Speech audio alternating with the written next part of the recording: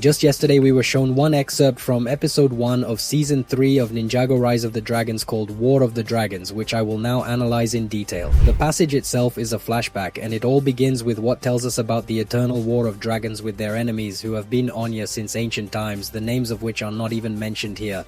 And I will tell you more, a new truth is now being revealed to us because the one world of Onya dragons, which we all know was obviously called that, and because of the enmities between these two peoples, the voiceover is called the First Kingdom of Creation. What?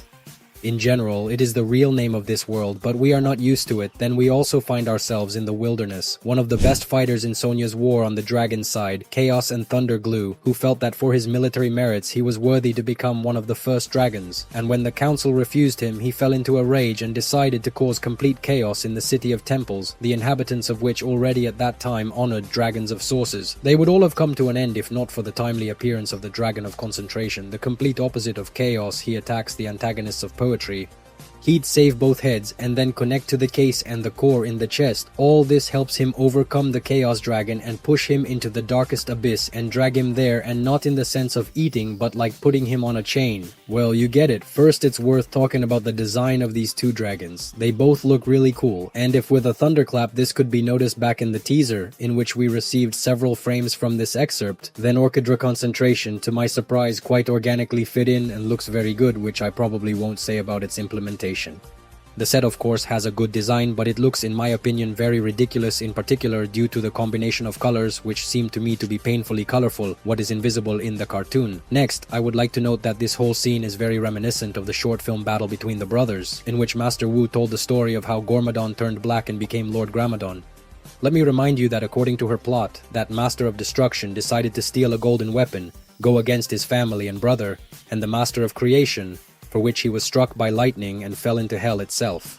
The same thing happened to the Dragon House when he decided to go against a kind of dragons, but he was stopped in time by the Dragon of Concentration and imprisoned deep underground. Both of these stories actually sound pretty similar. This is even more noticeable when we remember that Hulk showed his true dark side only after the end of the war with the Serpentines, when he was also one of the best warriors, and Thunderfang also began to resent only during the lull in the fight against Sonya. That is, certain parallels are clearly traced, and it does not matter that this is one of the most common techniques of such stories, Important himself.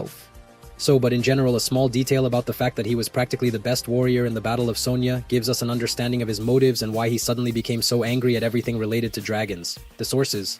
The dude messed with demons, sparing no effort, thereby, as stated in the passage itself, accumulated energy with each defeated enemy, thought that for what he did for the dragon people, it could be an honor for the elite to give him at least a piece of glory and power, but they decided to send him to the Krenum, and he decided to organize a revolution. Unfortunately, not successfully. Once you put yourself in his place, he doesn't seem like that anymore. Difficult for those without action, it is much more like the realities of life.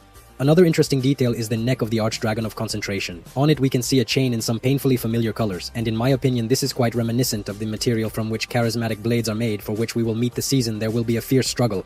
After all, it is with the help of these balls that the Forbidden Five will try to free the Dragon of Chaos. In this regard, I want to assume that after the antagonist is imprisoned, Chapter 2 will transfer this chain to the surviving residents of the City of Temples, who will melt it into prismatic blades.